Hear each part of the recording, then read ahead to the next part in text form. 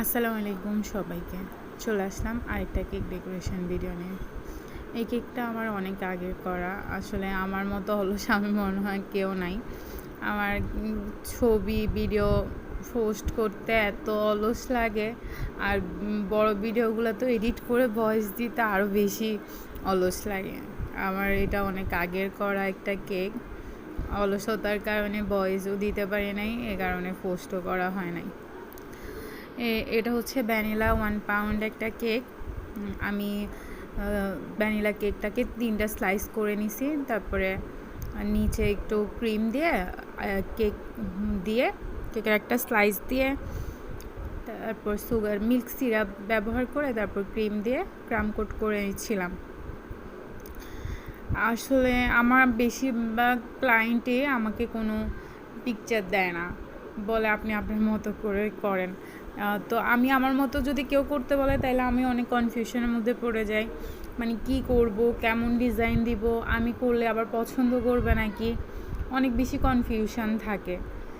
তো এটারও কোনো আমাকে ডিজাইন দেওয়া হয় নাই। তো আমি চিন্তা করলাম যে একদম ফুল হোয়াইট করে তারপর একটু কালারফুল প্যালেট নাইপের ডিজাইন করে করব।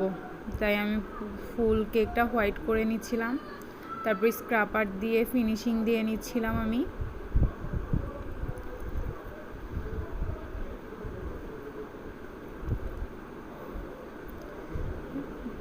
তারপরে একটা 1 টাইম চামচকে আমি কেটে নিলাম।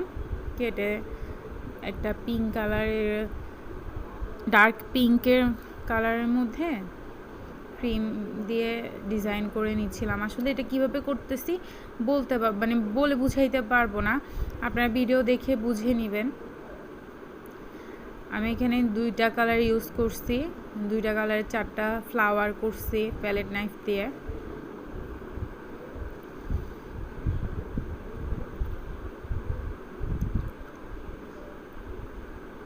তারপর একটু সাইডেও ডিজাইন করে নিচ্ছিলাম, পাতা দিয়ে নিচ্ছিলাম।